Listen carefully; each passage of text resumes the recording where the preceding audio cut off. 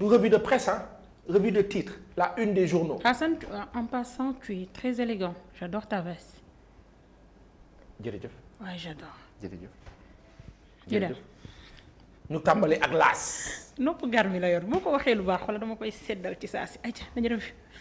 ñu tàmbali ak laas quotidien. ayca laas di journalu Amadou Ba sunu xarit ba baax boobu. Macky Sall président bi dafa dalal député yi fële ca assemblée nationale ci loolu la laas dikk.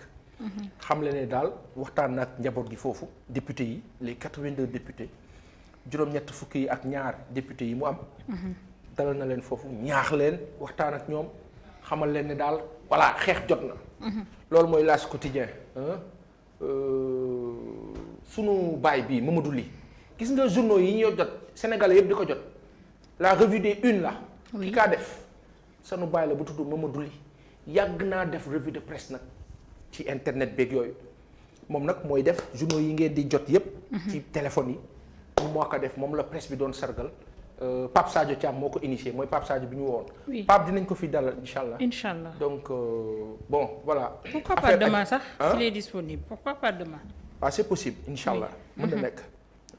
L'As quotidien ñëw na ci Khalifa Ababacar Sall tuddee ko le pur candidat pur PUR pur nag bu ñu ko waxee moo la dafa mel ni pour wax ne mooy candidat wu Serigne Moustapha Sy ak ñi mu àndal dafa mel ni ci déggi na peut-être que bu ñu liiree journal bi daanu xam lan la bëgg a wax. L'As quotidien acca l'indépendant appel boobu ma bàyyi sànq lii lay wax mooy magistrat yi nga xam ne dañoo dajaloo waxtaan seen biir jàpp ne nag ñoom li nu bëgg mooy seen liberté. freedom ñoom loolu lañu soxla te billaay bis bu ñu indépendant yi dëkk bi dox. séparation des justice pouvoirs dafa jot. chef suprême.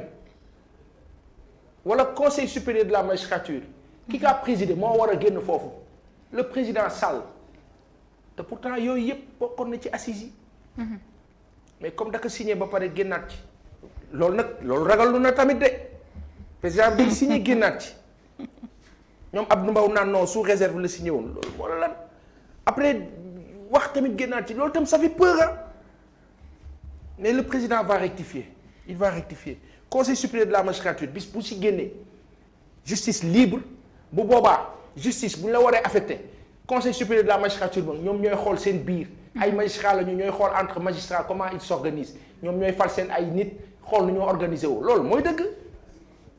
Joe Biden su jëlee décision cour suprême américaine mën na ko changer dindi ko le procureur américain général mën na ko dindi loolu dafa am solo ci réew. waaye bàyyi benn nit mu la dem rek kenn du ko téye. moo la bum di bummi. mu la bum di bummi. dafa xaw a doy waar quoi. lii moo la indépendant bés bi le jour j'adore leur coloris nee nañu ñoom dikk nañ ci audience bi président Macky Sall amal ak député mi président Macky Sall nee na ñoom dañoo manqué daal. solidarité booloo doon benn daf leen manqué dañoo manqué def effort entre eux pour eux ci seen biir président Sall nee na dootul baale benn directeur wala ministre bu dul rey boppam ci mbir mi. maanaam ci ëpp politique. je ne tolérerai plus que des ministres et DG ne mouillent pas le maillot. mouiller le maillot où. ci seen fonction ci seen ci wala bonne question ci seen fonction wala ci parti bi. ci parti bi li ma wax nii parce que nii kii recevoir ay équipe am nii ci député yi kii nii c'est le président du parti de l'APR et donc de la coalition Benno Bokk Yaakaar mooy wax nii c'est pas le président du Sénégal là moom ci benn camp la nekk lu doy waar la.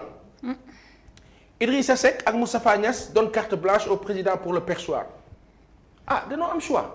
Idrissa Seck ak sunu baay bi Moustapha Niasse nee nañu Macky loo décidé loolu la mais amuñu choix bon xaaral lii lan la di def d'accord waa Yewwi Wallu Oumar Sy je ne refuserai pas la présidence de l'Assemblée reçu à Touba Wallu investit Karim pour 2024 Toussaint Manga démission du PDS mooy li nga wax sànq.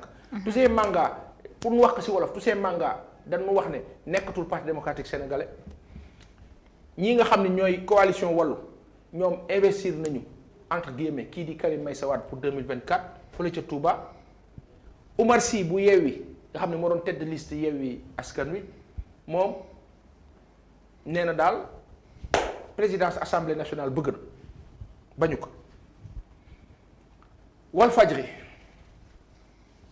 Ismaïla Sarr mu ngi waaj a dem Aston Villa ngi wax visite médicale du yàgg dara et 30 milliards signé Aston Villa pour Ismaïla Sarr. Primature assemblée nationale le casse-tête Mimi ca assemblée nationale nu ngay wax ne Mimi Touré kaala fa problème bu mag la dina metti kii di sunu baay bi Pierre Goudiaby Atepa nee na ndax du ñu soppi wala weccee projet bii di BRT remplacer ko ak tramway. Man ca départ yàlla seede na ni loolu laa foog ni la ñuy def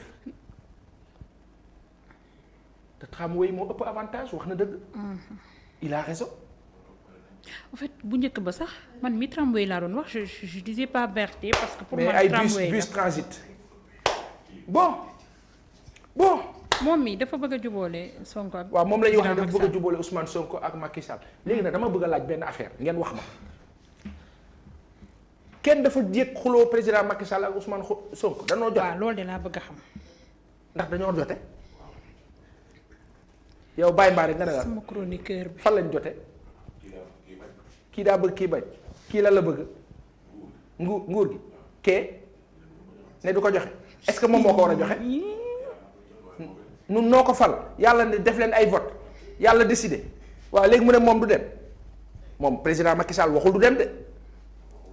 non en fait li moom ñuy da ne day laajte dem mooy bu est-ce pare. que le problème du président Ousmane Sonko est-ce que c'est Macky Sall moom li muy wax mooy li ñuy gérer dëkk beeg suñuy alal moom loolu rek lay wax. musul man de pointer du yëguma doigt le xuloo président musuma leen gis ñu en xuloo personne. musuma leen gis ñu jàkkaarloo waxante lu dul lu baax. loolu dëgg. ah dégg nga Baye Mbaye de. waaw bëgg sama waaw Baye Mbaye est-ce que duñ ko def chroniqueur invisible. non invisible. xulil oui j'aimerais bien. non chroniqueur invisible. loolu dana neex. wuy leen ma xulil création 2A la. chroniqueur invisible nu ko dégg te duñ xam kan la. ci biti lay nekk. yor micro un mythe fort. lu waay wax mu dugal ci la. loolu laa lay wax ni takkal leen ko micro suba. incha allah. ñu bañ ko xam nga moom sax déjà turam bi dafay wuy ji. Baye Mbaye. déedéet sos kaani. du sos kaani lan Baye Mbaye nga naan sos kaani. mu ngi dee yow ba Cheikh Fall mënoo ma bàyyi. Mbaye Anta Gajaga moom. xamul boppam mu naan. bàyyi jàmbur. lii de moom la sunu baay bi wax Pierre Goudiaby Atepa. lenn nag am na waxtaan baax na fu nekk. diggante président Macky Sall ak Ousmane Sonko mais sauf que waxtaan yooyu su dee am. warul nekk lu noo siiwal Abdou Fall. mën na am mais bu mu nekk lu noo siiwal parce que quand on parle d'État parfois c'est en profondeur en sourdine. oui que les choses se règlent bu ñu ko waxee ci kaw rek léeg-léeg mën na doon leneen quoi parce que président Abdou Diouf ak président Abdoulaye Wade daan nañ gisee te kenn du ko yëg présidentielle 2024 am na lu ci xew de lu bees. lan ci. Ngalla Baye Mbarik ak Abdou Fall ak ñëw setaan xamal la si bees. lan la Walfadjri quotidien moo nu ko wax mu ne présidentielle 2024 waa réew mi Idrissa Seck dañuy def levée de fonds maanaam wax seen am di jaam beeg ñi leen bëgg a jàppale maanaam ut ay koppar. pour bokk 2024. Idrissa kan mooy bokk. du doon Idrissa Seck 2024. lan la waxoon bu amee ñaata at dootul. 63 ans. dootul def politique. kañ la ko féete wala xëy na beneen nit la wala keneen lay wut benn candidat la xëy na waaw ñu jàpp loolu. retard des fonds de dotation les communes au bord de l'asphyxie mooy li ñu doon wax keroog jàpp maire yi war a jot seen dotation ngeen ne dogal leen ko jox parce que jàpp ngeen ni maire yu bëri waa Yewwi ñoo ko yor waaye yéen lii lan la mais comment on peut être c'est-à-dire cette dose de cynisme là waaye président waxal ci lii président Sall lii rafetul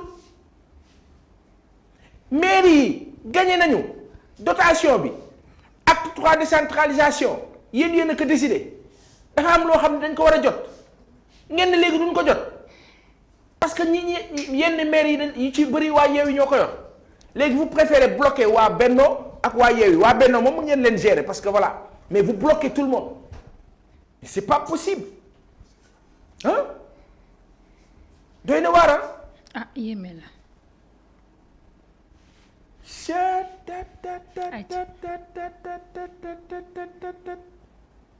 Assemblée générale annuelle des magistrats gogne contre les consultations à domicile loolu ñoom mën nañu ko régler seen bopp.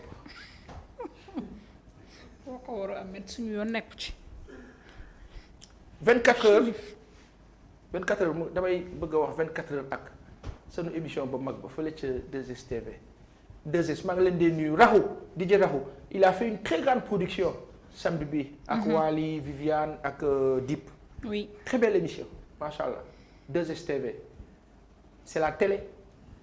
2STV. C'est la télévision. loo leen mënti waxal télévision. Alaaji Ndiaye sanu baay bi nu mu kaa nuyu ak Marème sanu yaay ba. Ils savent faire la télé. Ça date pas d'aujourd'hui. foofu la ndëkk a tàmbalee def télévision. C'était en 2003. Boubacar Ba Mamadou Baal mu ngi ziar bu baax. Nabu ko. Farba Ngom ak Abdoulaye Seydi Sow. ngir yàlla defal sa revue. def nañ seen rencontre de presse samedi bii nu génn ci taw bi ngaa la àggi foon defe na taw boobu nag moo tax nun demuñu ci marche ba taw boobu moo ñu teree dem ci marche bi malheureusement ça a fait que marche Dantec bi deful effet comme il faut et malheureusement dans la presse on en a même pas presque pas parlé déjà ñu ngi ko presse bi tamit gaa yi itam ñu ñoo la ko sañ wax ñu ni neen la itam affaire bi ñu koy kii nii tamit kenn mënu wax lépp mais benn kii sax bu ndaw Dantec marché sa cimetière bi nekk Pikine nee nañu kii di Abdoulaye Timbo daal dafa mel ni yoonam newu ci mu ngi ne tekk daal waxu si extension bi yaatal bi wala bokk yokk bi dinañ ci wax nag wala bokk ut place bu gën a yaatu utuñu place dañ koy yokk dañ parce koy que yokk suuf saa nga fa parce que suuf saa nga fa waaw mu ngoog ki dëkk Pikine wax na waa kay gis nga expression sama deret yëngu ngaa la expression ngi nii bàyyi leen loolu expression ngi nii une cinquantaine de travailleurs dañu wax ne moom la ñuy dàq moom la journal bi wax dégg nañ ci sànq Mouhamed Dieng bëgg naa xam nag j'aurais bien aimé xam Mouhamed lu ñu mujjee ak GMI parce que loolu GMI lu ñu def foofu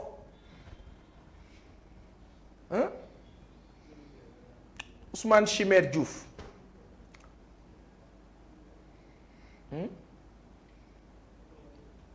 bu UMS moom la ñuy wax ni il engage l'UMS dans la voie de l'asservissement ba asservissement de bu nu ko déggee moom mooy doxal yoon dëgg rek te tegu ci yoon bi am noo doxee bañ a salfaañe bu nu salfaañee nag moom mën na nekk leneen Macky dans la roue des législatives Amadou Ba nee nañu mën na am mu nekk président assemblée nationale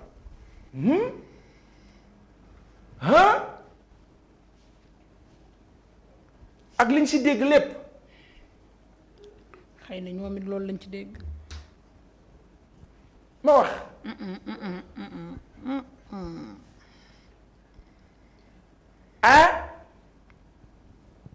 journal bay bind nag 24 heures moom loolu la bind na tamit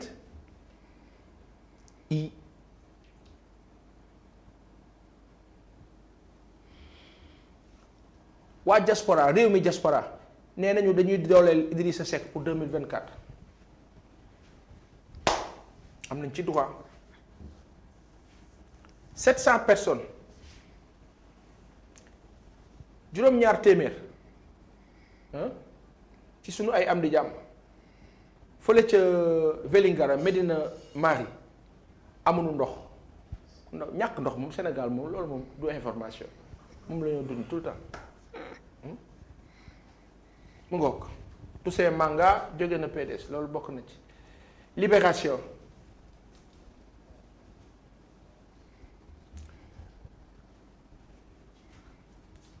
Mako dëkk bu noo wax Mako dafa am or nee nañu juróomi tonne d'or maanaam 179 milliards de francs CFA génn na foofu en 2020 dégg nga de na bu ko mais moment bi muy am loolu jaboot gi dëkk Toborong Koto jigéen ña rawatina jigéen ña. ñu nga jaaxle ndax amuñu dara ndeysaan 179 milliards génn ci sa dëkk te yow amoo ci dara. c'est grave. lii lan la mooy comme waa Sabodola la Aïssatou Sakho doon wax Astou Dione keroog ma setaan que mu ne que Kédougou léegi dañuy ñëw di génne village yi ne ci Sabodola pour parce que nee nañ foofu dafa bëri or village yi waaye dégagé leen dañ leen di defaral benn camp xaw ma fan léegi nag tubaab yi ak ña ca des ñoom ñëw gàddu installé waaye yéen Sénégal et président Sall yow yaa ngi ci dëkk bi te ku wax président bi ñu ne respecter les institutions. Président Sall xam nga 5 tonnes virgule 8 lañ la wax fii président Sall jàkkaarloo na ak artisans yi bijoutiers yi Aïssatou Sakho ko nettali de ne leen 6 tonnes d'or la entreprise bay nekk ca Gold ba ca Sabodola déclaré 12 tonnes. Et là on parle de 8 tonnes d'or. 5,8. 5,8 autant pour moi. waaw mooy presque 6 tonnes ya ñuy wax. fee entreprise ya fa ne ñoom déclaré 12 tonnes te ne am na ñu ne ëpp na loolu donc ñun ñoo nekk Sénégal bon Libération moo gën.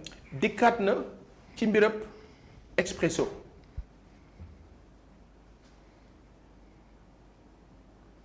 xam nga dàq ay nit parce que dañoo takk brassard rouge lii takk brassard rouge Expresso nu dàq la mooy li mu doon wax sànq na dem a dem loolu la directeur bi di bañ a dégg na dem kay lii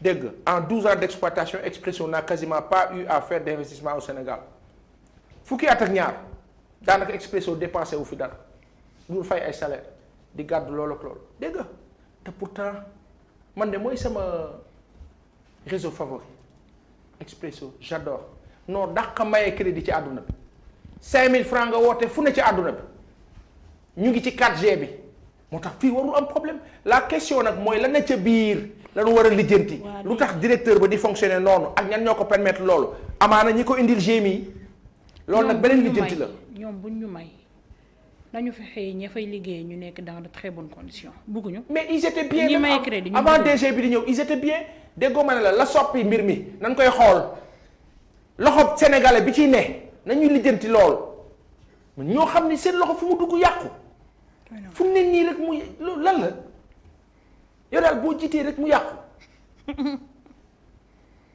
mais évidence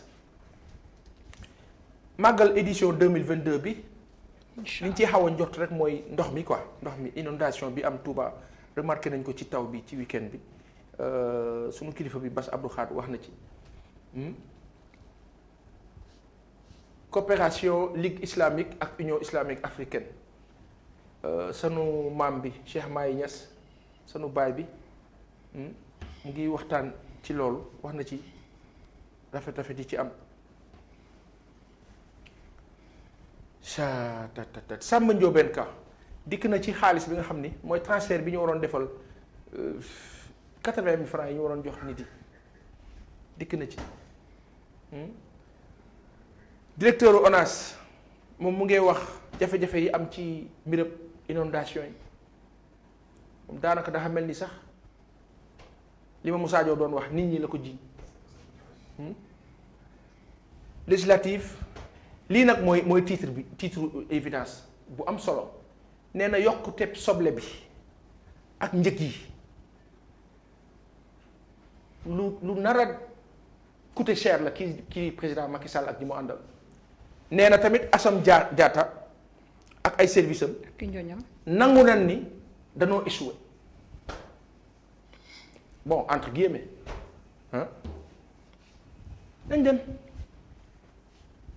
lii mooy Sénégal Jean-Pierre ndeysaan Mané sama xarit bi yàlla na ko yàlla yërëm ndeysaan un type affable xam nga léeg-léeg am na nit yoo xam dañuy am na yenn nit yi dañuy baax dafay am nit ko baax la yàlla na ko yàlla yërëm ndeysaan Jean-Pierre JP on l'appelait JP way nu ngi kaa jaale waa l'Observateur yëpp compte rendu de 9 heures de conclave ndaje ba amoon ca palais ba moom la l'Observateur dikkee tey ak ñun ne président Macky Sall juróom-ñetti fukk ak ñaar député yi jox na leen kàddu ka si nekk wax président bi nee na nag dañ koy attaqué dañ koy yekk la mel ni xamee nangam fi ne nii dafa mel ni ku leen wax daal jóg leen nag te fagasliku te defaru ñu xeex bi président àndal ak réew mi xeexal réew mi moo gën sa groupe yi ngay moo gën quand même waaw fële lu tax ñu wax 30 milliards fii ñu wax 16 milliards Ismaïla Sarr la presse la am na ci ku juum de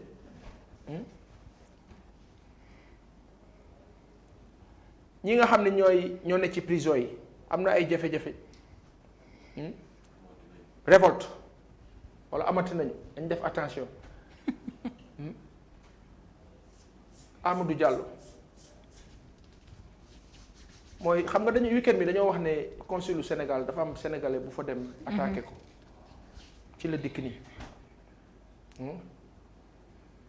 nee na séjour waa ji expiré na depuis 2019 waa kooku la ko dal bon on verra assemblée générale CNG de lutte 31 millions coupés aux lutteurs cette saison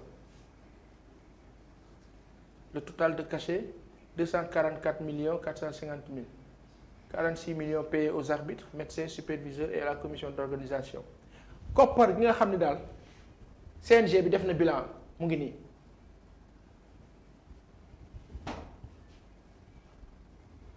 ñeent fukki junni ci ay millions noonu lañ kaa waxee noonu la noogu la awee noogu la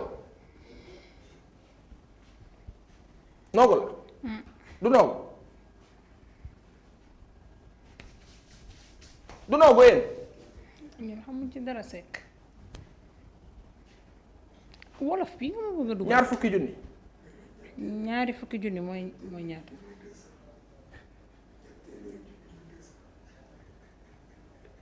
46 millions lu ko wax si ñeenti fukki millions ak juróom ñeent fukki millions fan ñeent fukki millions ak juróom benn waaw ñeent fukki millions ñeent fukki junni millions ñeent fukki junni millions loolu la ma waxoon sànq di waaw ak juróom benn loolu la ma waxoon sànq di man loolu lañ jox arbitres yi médecins yi superviseurs yi ak commission d'organisation bi alors président Macky Sall ak ndajem ba ca assemblée ak député yi acca enquête union des magistrats du Sénégal moom la enquête titrée seen ndaje ba donc nee nañu pour budget 2022 amul benn koppar bu ñu prévoir pour defaraat juridiction yi ak équipement bi nee nañu tamit li nga xam ni moo la indépendance justice bi dafa mel dañ ko yóbbu ci second plan ñaareelu place bi daanaka loolu la mel ni daal Ismaïla Sarr Toussaint Manga Mamadou Ly ce héros de la presse sunu baay bi ndeysaan alerte quotidien Toussaint Manga quitté na PDS loolu ñu wax moo xam naa dinañ dikk après 23 années de militantisme fan la Toussaint jëm kenn xamagu ko du mu ko jéem a woo suba wala gannaaw suba incha allah installation 14e législature Wade et Macky entament le combat ban combat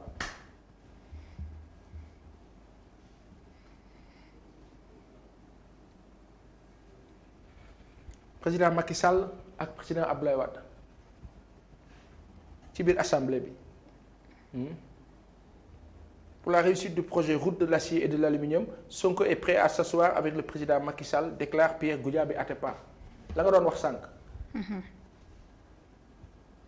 La route de l'aluminium projet bu mag la ah bu dee Pierre Goudiaby Atepa mën naa def ñoom ñaar ñu toog dañu toog rek on verra incha allah waaye man de musuma gis lu mel ni jotewu leen dara wala en fait la réalité cela dafay conforter dafay justifier le fait que ñu naan président Macky Sall en fait Ousmane Sonko amul problème ak justice au Sénégal mais président Macky Sall la amul problème confirmation Atepa d'où la mascarade qui doit cesser. aussi lu bàyyi fo bi nabu ko dañ balaat xelu nit ñi naan.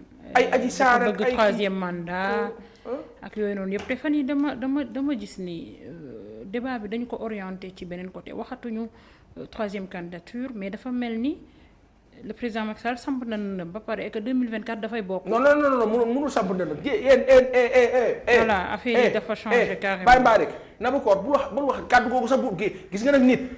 nit ñee koy wax. nit buy leem-leemi nii bu ko may mukk doole bu ko fi bi président Sall nee na man bu ma paree deuxième mandat lii mooy sama deuxième mandat damay dem wax jaa nga noonu bu fi kenn nekk naan waaw est-ce que sam lu moo sam fan la kaa sampe ngaale fan la kaa sampe nu new nu Guinée Bissau waaw l'invisible le chroniqueur invisible bàyyi mbaa rek nga ne new nu fan dama laa bëgg new nu Guinée Bissau nga ni fan lañ nekk fu ne nu ngi fii te waxeet daf fee waxeet dañ ko fay tere faaw ñu traité cas boobu ayca alerte fii la toll moom ah acca Fatma Samoura nee na nu dañ koy njott ci poste premier ministre Sénégal journal critique moo nu ko wax yaa booy ba restel FIFA toogal FIFA yaa booy bul sax bu la kenn dugal si lool ji toogal FIFA rek géré am na yeneen yu war a ñëw insha allah ñu soxla nañ la ci kanam soobee yàlla toogal rek am na koo xam daf ma naan xawal mais comment tu peux faire la revue de presse ba pare di influencer les décisions des uns et des autres bay prétentieux taxaw naan waaw defal lee ma ne ko réew mu tas ñu nar kaa yàq nu bokk fi dañu kaa wax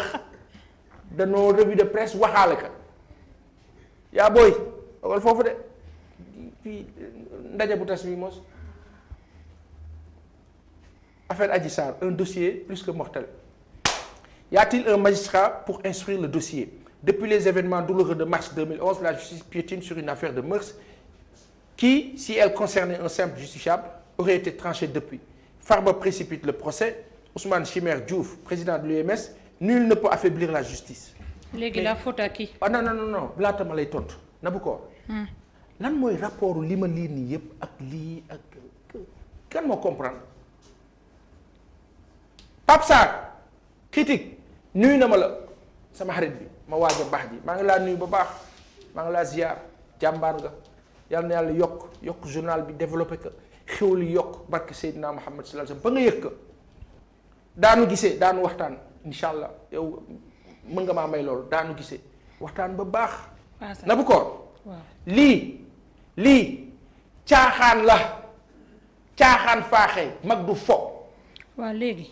lan moo ñu mën a tegg dossier yi ci suñuy loxo mu jeex tàkk ñu génn du lenn lu dul ki jiite conseil supérieur de la magistrature le président Macky Sall comme moom moo jiite affaire bi mooy nommé ministre de la justice ne leen ne hey lii teg leen ko ci suuf certificat médical bi nee na viol amu fi nee na kii ba mu ñàkkee ndawam baal leen ma xale yu jigéen yi yàgg na procès verbal capitaine Touré la mu wax leer na. mais arrêtez cette farce-là et la manipulation lii du information lii manipulation la. lii du information laa wax. Pape Sarr xam naa ne nekkoo fa ba gars yi di boucler nekkoo fa woon xoolal sa gars yi de xoolal leen bu baax lii du info. Abdoulaye Seydi Sow Ousmane Sonko lay waxal moom dafa jàpp ni Ousmane Sonko dafa attaqué armée bi Ousmane Sonko dafa attaqué armée bi France quitté na Mali muy quitté Mali Sénégal tamit nangam loolu da la wax bon après nag bu fekkee DIRPA génn na wax le sens contraire alhamdulilah kon ñun on ne dépend pas de la France kon on est libre alhamdulilah monsieur Sonko kon foofu rectifier la nous sommes libres hein? Nous sommes indépendants hein? Nous ne dépendons pas de la France hein? C'est pas parce que génn que ñun dañuy génn seen tour de rotation moo jeex comme ni DIRPA wax et voilà. ma laaj la. waaw. moom mii keroog bi muy génn kan la àndaloon bi muy jàkkaarloog presse bi. kan ci Farba Ngom. Abdoulaye waaw. moom la àndaloon. Farba Ngom la àndaloon. waaw ban posture lañu am ba mën a jàkkaarloog askan bi. waaw c'est une question pertinente ban posture lui il est ministre. Oui. Il a gagné à Kaffrine aussi. D'accord. Peut-être que il est Farba Ngom. Farba Ngom lan la moom lay liggéey ci président Macky Sall député la non à l'Assemblée. waaw donc il a droit de citer aussi dans le carcan il a droit de citer. léegi moom li ñu artu ñi nga xamante ne mooy DG yeeg maire yi nga xamante ne du ñu génn di défendre ñi di parti au pouvoir ñeneen ñi dañ leen vilipender ci Sénégalais yi aussi dinañ leen mu mel ni dañ leen boole ak président Macky Sall. oui boole je sais pas il mouille le maillot quoi. voilà temps yi moom Abdoulaye Sow moom fës na moom dafa gagné nag dafa gagné c'est normal ça se comprend nu mu kaa nuyu baax mais Nabou Cor. waaw sax am na ñu gagné ñu dul génn de. waaw am na ñu gagné ñu dul génn. waaw mais ñi gagné nag bëriwul de. fii Benno Bokk Yaakaar Nabou Cor. ñu bëri dañoo perte kenn gagnéwul ci. yooyu wax ji saay ab boo moytul Ablaye Sow mii rek ci gagné ñenn ñi est-ce que xam ngeen ni beneen scandale sànq bi may wax kaay waxuma ko dafa ñëw sama xel léegi fàttali ma ko bala ñu tëj dimbali ma rek bu ko fàtte de. maa ngi lay bëgg a yàq nag. bu ko fàtte de kaa jamono ji Pape Demba bi tey. bi mu demee xool yi ndox mi ci aan nee na dina am beneen poste Senelec maanaam poste courant beneen. parce que foofu ndox mi daf koy bi nekk aan ndox mi daf kaa jaxase te bi nekk aan daanaka mooy alimenter presque Dakar yépp donc c'est un peu risqué voilà dafa lii la waaye yow acca allez ay waay mag kenn du wuñu suturaam looy def nii aw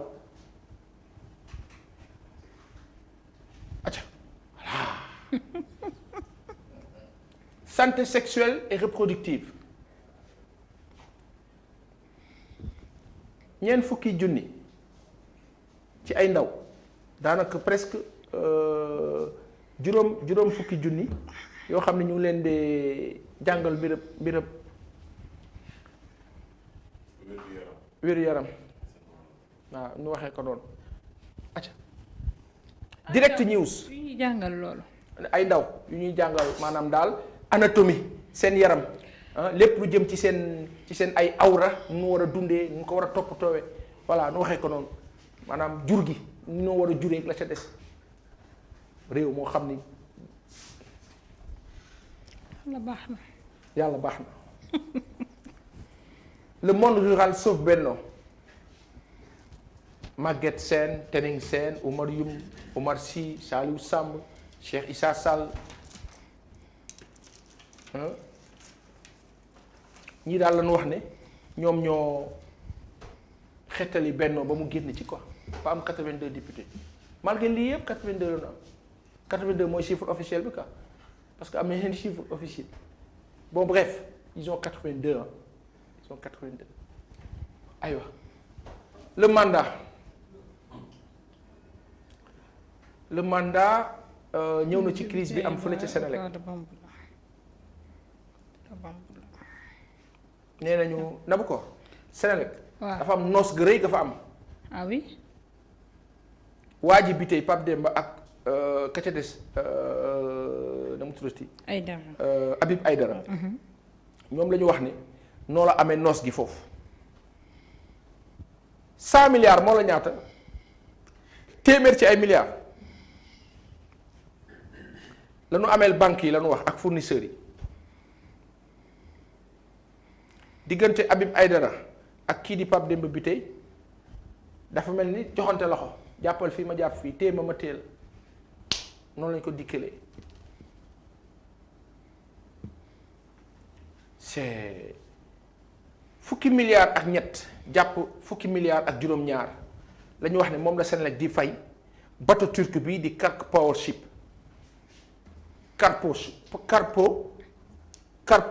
Karpo waaw Karpo Ship di ko fay pour mu ñuy jox courant ñun waxuñu fi woon ne Senelec mën na jaay sax yenn dëkk yi courant ah waxoon nañ ko fi weer bu jot bu ne nga fay 13 wala 17 milliards nga fay ko ab bateau turc ah bateau baa ngi fan waaye invisible waxal ci kaw nga ne bateau baa ngi fan mu ngi fii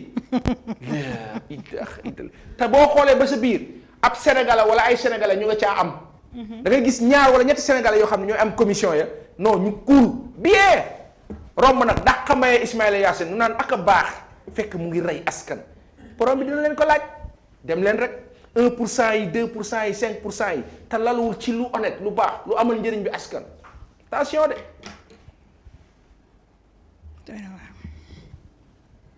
Abdou Mbow lu mu wax bala mu may mere bala mu naan dama ko tëb Abdou ñu ngi laa nuyu bu baax nee na Sonko c'est un démagogue doublé d'imposteur loolu la wax ci Ousmane Sonko maanaam Ousmane Sonko du ko jub quoi donc loolu la Abdou Mbow wax bon bref c'est la tribune nee na Abdoulaye Wade mu ngi fàttali sunu maam bi xalif bi li nga xam ne amoon na ci seen ndaje fële ca Massalikul Jinaan Macky Sall dana woon Karim Wade dina dellu si te du am benn condition Wade fii Karim Wade tamit di déclarer candidature am wax na ko xalif bi kii di Alioune Tine nee nañu dafay recadrer Ousmane Sonko loolu la journal bi bind maanaam le rôle du futur chef suprême des armées ne s'improvise pas dégg ngeen kàddu gi loolu la ñu rapporté Alioune Tine ci li mu wax xam nag foog nga lire interview pour xam ban sens la waxee fan la ko teg maanaam daal chef suprême des armées mooy le président de la république baa ko bëggee doon da nga war a am benn taxawaay bi noonu lañ ko mën a déggee mais lire leen journal bi nanu ko lire bala nuy song Alioune Tine xam nga gars yi dañu gaanoo ci sànni xeer. bala ñuy sànni xeer sama baay bi attention il faut bien lire et quand on lit entre les lignes aussi. au-delà des termes et des mots. aussi ñu dégluwaat bu baax Ousmane Sonko ci ni muy waxee ci armée bi déglu ko bu baax xam exactement fan lay waxee. war na ma bato bi merci invisible pour internautes yi on a un chroniqueur invisible qui nous donne certaines infos bato baa ngi noonu 13 milliards jàpp 17 par weer état au Sénégal di ko jox ab bato mu nuy jox courant kon ñun Senelec amuñu courant bu doy ak li ñu fi wax yëpp ne Senelec mën naa jaay courant ci jamonoy Mactar Cissé y a problème.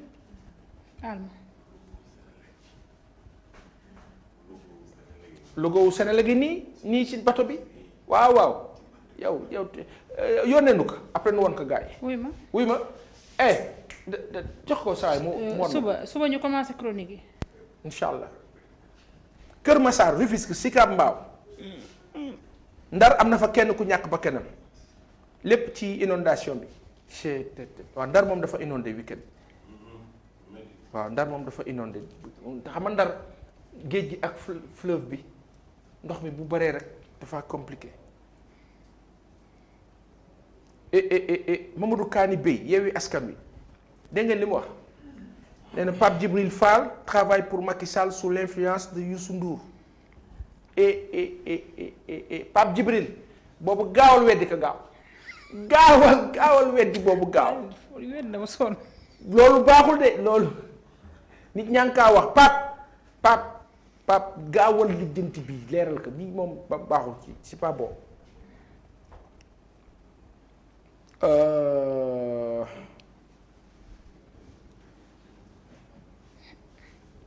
Bref. loo wax ci Pape Djibril Fall. chroniqueur invisible loo wax. chroniqueur invisible. am na lu muy waaj a wax de. lan la danga ni sa xel. ak kii la tour. dafa am ku dem. ba nga naan tour.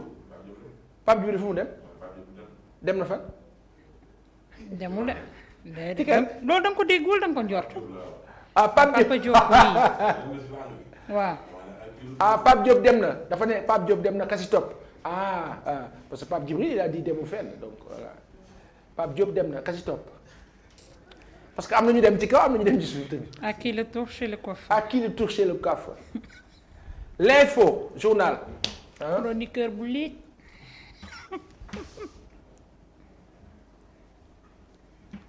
dégg ngeen journal bi lu mu wax. moom dafa ñëw ci au conseil des collectivités territoriales nga xam ni que Benno daal mooy déroulé parce que opposition bi bokkul Yewwi en tout cas bokkuñu ci Yewwi wala ñoom bokkuñ ci affaire bi. dañ cee génn Yewwi surtout.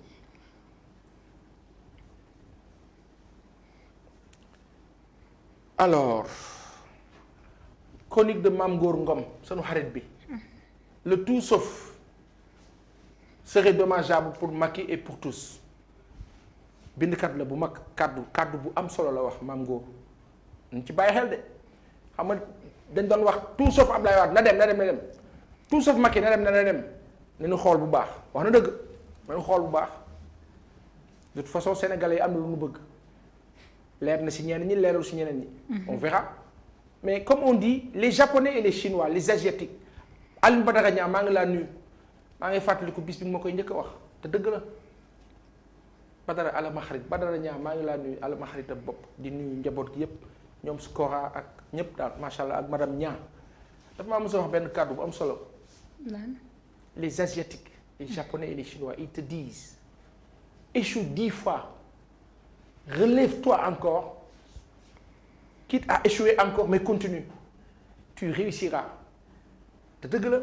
Sénégal président bu fi ñëw defoo li nga war a def mu jógaat rek yàlla ñu yàlla may fekkee tal bu ñeneen ñëwee tamit ñu jógaat rek ba keroog ñuy am ko baax parce que faw mu am ko baax koo xam ne dafay rectifier la chose rétablir les institutions fortes changer donne bi teg asseoir la base qu'il faut.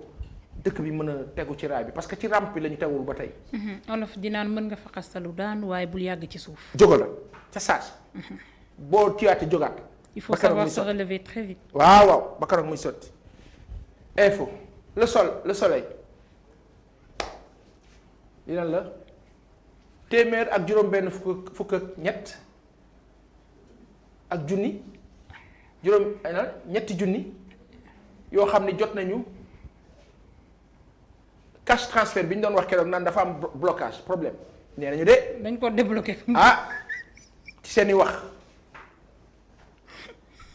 nee nañu une pause des versements dus à la campagne électorale des législatives moo li ngeen génne ci koppar yëpp joxe ko nit ñi loolu kay waaye yéen le soleil loolu la wax ma yem ci le soleil li mu wax ma bañ a commenter le soleil. loolu loolu la wax ñu yem ci loolu cash transfert bi bloqué woon ñu bëri jotuñu nee nañu. 163 000 bénéficiaires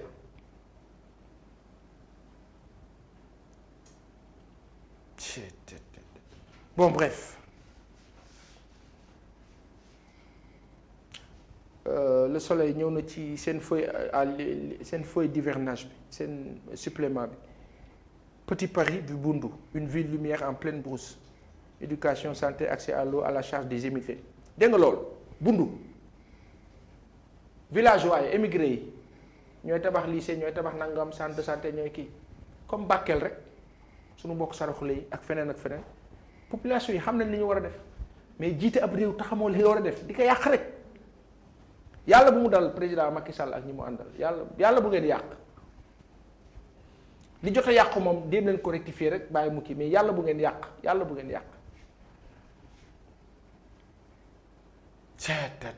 gis nga ndox mi Touba ak Saint-Louis loolu la Soleil wax acca la dépêche journaux yi jeexagul bare na nag waaw ba pare mu ngi bëgg a bare la dépêche nee nañu dafa am ñoo xam dañ doon trafiquer bant bi ci loolu la dikk fële ca Goudomp jàpp nañ leen voilà et cherté du loyer à Dakar les bailleurs dictent leur loi et l'État ne dit rien ñi ne ci nguur gi ñooy tabax yenn kër yi di ko loué conflit d'intérêt la léegi nu wax xam nga mbir mi sax rafetal geeg jekk-jekkal gi yaru na non il est sage amu fi conflit d'intérêt la yéen a yokk ciment bi yéen a ne ci nguur gi yéen a jaay terrain yi yéen a gàddu lépp seeral dund gi seeral location seeral lépp toog nag faax nag ne du ngeen dem billahi di ngeen dem incha allah dañuy ñaan mu rafet rek waaye wallahi azim di ngeen dem incha allah dem billahi wallahi tallahi incha allah barke bàyyi lay alayhi xalifa Ababacar ak Alaaji Fàlloog maam Baye ak maam Bukunta maam Amari Ndaak maam Amad Njëgën ba sunu kër maam Amad Dem ak sunu maam Cheikh Omar Foutiou Tall sunu maam Ibrahima Sakho Ibu borom xam-xam ba ak sunu baay bële ca mbaaw El Hadji Malick Pouy naan ko Ablaye barke Cheikh naa Cheikh Sadbou Chérif Cheikh naa Cheikh Abdou Khadre Jeylaan Cheikh naa Cheikh Ahmed Tidiane Chérif Cheikh naa Cheikh Mouhamad Vadal barke alxuraan di ngeen dem incha allah rabbi yàlla nañu ko yàlla defal ni ñu ko bëggee te mu gën ci mbooloo mi ci askan bi danoo sonn. Sud Quotidien moom dikk na ci 14e législature bi le pouvoir lié à l'opposition kii di docteur El Hadj Oumar Diop bu université de Dakar nee na nguur gi mu neex ko mu naqari ko foog mu fexe nu moo collaborer ak opposition bi pour que liggéey bi bañ a salfaañoo bañ a jaxasoo moom loolu la gis parce que bu loolu amul mun na compliqué dégg nga wax bi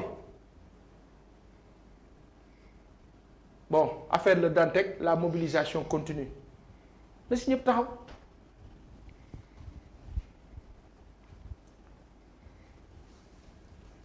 bon journal bii di le vrai journal maa ngi nuyu Momar Diong ak Abdoulaye Mbaw gis nga de nataal bi président bi doon dox ci chantier bi ci pont bi les tracas du président solitaire image bi daf ko illustrer quoi lii du pont Foundiougne bi pont Foundiougne bi la wala pont Foundiougne wala je sais pas xaw ma xamatuma dikk na ci troisième mandat pendant ce temps avenir salaam Benno salaam gouvernement premier ministre li ma gis pont bi moo tax sama xel ñëw ci salaam salaam nee na urgent faut plus emprunter le pont de Hann Cafétéria il menace de s'effondrer. gis naa benn vidéo mais est-ce que loolu la ak ay voilà mais est-ce que loolu la c'est à voir loolu la mais nabu ko benn affaire la ma laa wax cafétéria accès bi dafa yomboon dugg génn la amul woon jafe-jafe xaw ma lu tax mu teg fa pont boobu kenn xamu ko bon quotidien salle des gages la rencontre entre les 6 heures moom dikk na ci mbirëb rencontre président bi ak député yi loolu la wax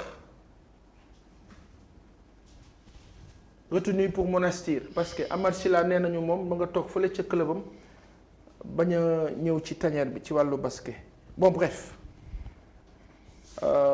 trafic de faux médicaments Dakar Times nga mel ni Babacar Diop mairie Ndar Thiès conflit bi ko opposé woon ak ñoñam yo foofu te Thiès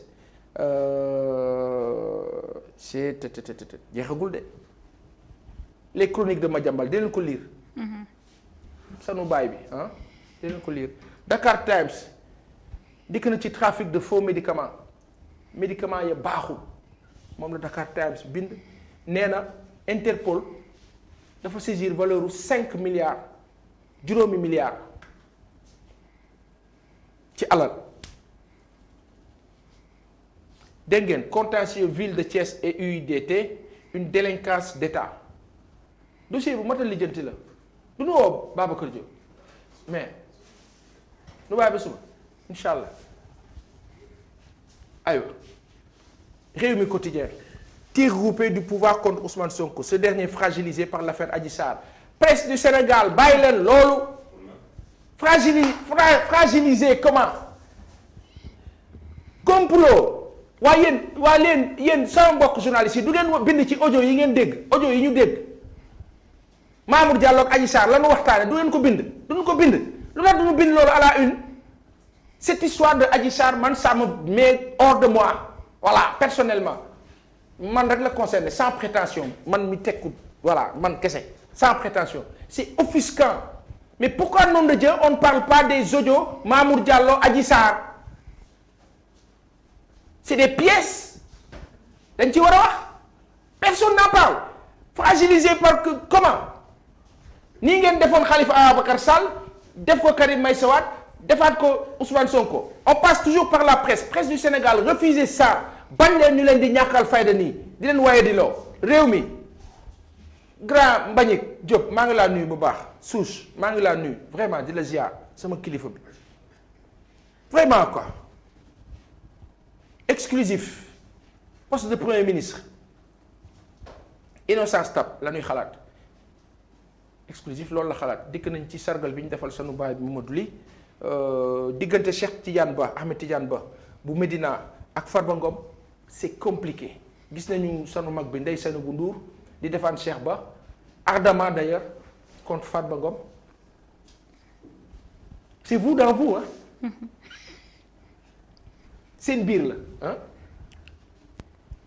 source A Daouda Thiam dikk na ci nee na Sadio Mané c'est le roi en Bavière Mané dugal na démb ñaari but dikk na ci lii la mbirëb xaalis bi abonné de Wave système de transfert d'argent mobile money dañoo feesoon dell ci commissariat yi semaine bii nu génn kii moom nee na waykat bu mag la de artiste bu mag la bu nu xam nee na alxamis ci tàkkusaan dañoo vider compte am ndax dañu sàcc téléphone am ba pare vider compte am ay 17h30 xam nga Wave aussi quand tu mets le truc rek l'argent peut partir loolu la wax moo tax dañ leen coder téléphone yi au moins si les gens ne retrouvent pas le code 3 fois de plus voilà bu xanaa ñu doon ay jinne am na ñoo xam ne dañoo aay nag mais léegi-léegi nga décoder téléphone say bët tëju de bàyyi leen sàcc baaxul te du xam-xam du dara de mais léegi-léegi nga laal yëfu jàmbur say mbir yàqu nga doxe fenn moytu leen jël loo moomu baaxul ah dañ ci war a ubbi enquête lu grave la li bu sérieuse lu doy waar la waaye chroniqueur invisible nii la ah lu grave a ngi nii enquête bu leer pour xam lan la c'est vrai hein aywa sunu làmb dikk na ci CNG bilan financier bi mu def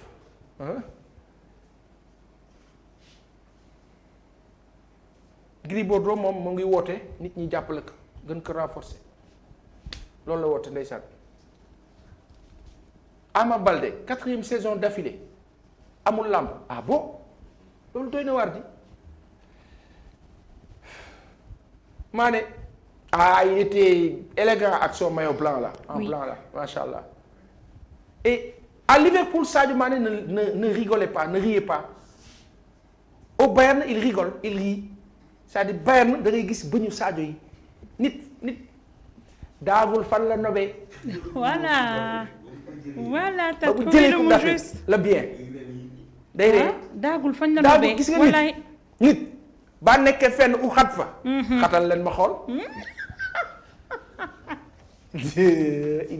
kenn du la xatal. xulil ma lunette ak ma kurus ak ma yii la ma gàdd daal ne leen xulil La sañ jàmm la noo dox de Sagana Diop moom moo yore équipe nationale bu basket un grand sportif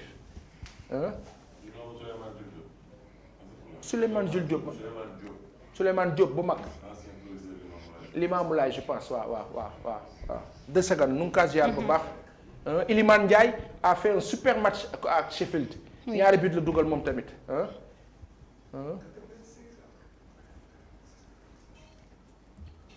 Cristiano Ronaldo lu tax kenn soxlawu ko mënul quitter Manchester apparemment Arsenal moom mu ngi gën di progresser Chelsea malheureusement démb Edouard Mendy Edouard bàyyi duutante bi Edouard ñaari yoon a ngi ni mu lay dal na la contre Real moment boo xam ne Chelsea mu ngi am temps fort nga rey équipe bi mu dalaat na encore démb contre Leeds moment boo xam ne Leeds dominé wul nga reyaat équipe bi Edu bàyyi Edouard bàyyi parce que dafa bëgg tël dafa bëgg il peut travailler sur ça parce que gisoon nañ Sadio Mané et les penalties c'était pas son point fort. oui il peut travailler sur ça quand même. tout lii mu dem dafa lan dafa lekkoon lan Grèce ba bul ko faale demal. voilà un joli sourire.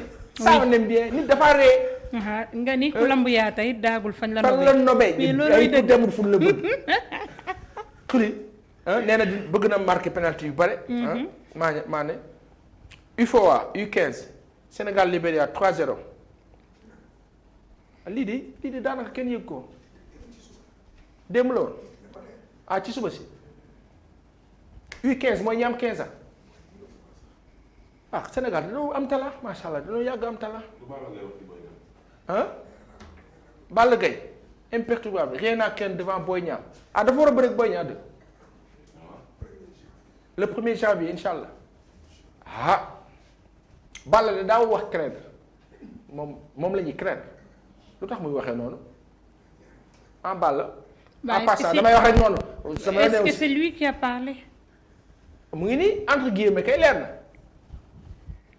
mu ngi nii. craindre devant Boy Niang. Amar Silla nee nañu fédération sénégalaise de basket da ngeen mën a yàq xel du ma leen faale. fédération sénégalaise de basket dañu mere Amar Silla parce que dañ ko convoqué nangul ñëw. bon Sadio Mané moo raw ci buteur yi en Allemagne. macha allah yàlla na yokk. yàlla na yokk.